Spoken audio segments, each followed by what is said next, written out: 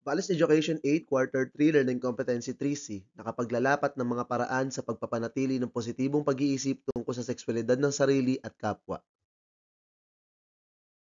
Bago tayo magpatuloy sa aplikasyon ng aralin, balikan muna natin ang mga paraang napag-aralan natin upang maipakita ang paggalang sa sexualidad ng sarili at ng iba. Una, makipag-ugnayan ng may paggalang.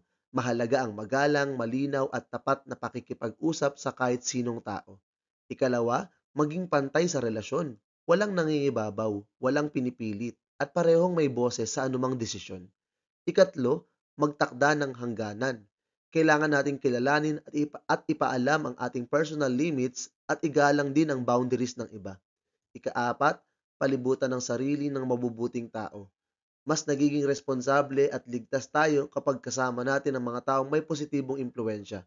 Ikalima, magbasa at magtanong para sa katotohanan. Napakahalaga ng tama at mapagkakatiwalaang impormasyon lalo na sa mga usaping may kinalaman sa sexualidad. At panghuli, isaisip na ang sexualidad ay mabuting kaloob. Ito ay bahagi ng ating pagkatao na dapat pahalagahan, hindi ikahiya. Ngayon ay dumako na tayo sa performance task. Ang klase ay hahatiin sa 7 pangkat. Ang bawat pangkat ay bibigyan ng isang sitwasyon na karaniwang nararanasan ng kabataan tungkol sa sexualidad.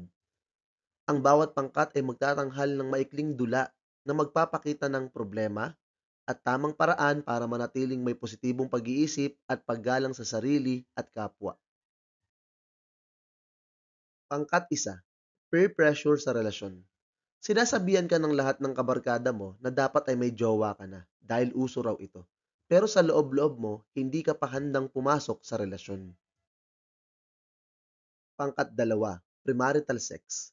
Madalas mong marinig sa mga tao na normal lang sa magkarelasyon ang pagtatalik. Pangkat 3, pornografiya. May nagpadala sa iyo ng link ng malaswang video at sinabing panoorin mo para mas maging mature. Pangkat 4, catcalling.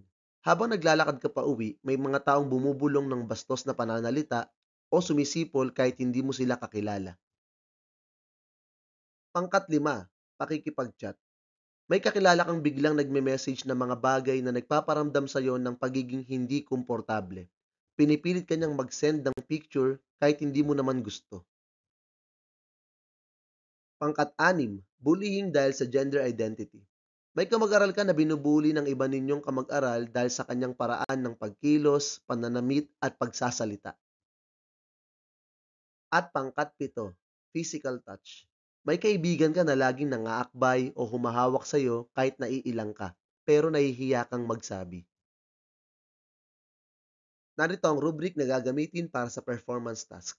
Makinig mabuti dahil dito ibabase ang magiging puntos ng inyong grupo. Una, pag-unawa sa sitwasyon. Titingnan kung malinaw ninyong nailalarawan ang isyong pang-sexualidad na nasa senaryo. Dapat tamang pagkakaintindi ninyo sa sitwasyon bago kayo magbigay ng solusyon. Ikalawa, paglalapat ng positibong pag-iisip. Dapat makita sa inyong gawa ang maayos, magalang at positibong paghawak sa problema. Ito ang pinaka-essence ng task. Paano kayo nag-iisip ng tama sa ganitong mga sitwasyon? Ikatlo, pagpapakita ng paggalang. Mahalaga na maipakita ninyo ang paggalang sa sarili at sa kapwa.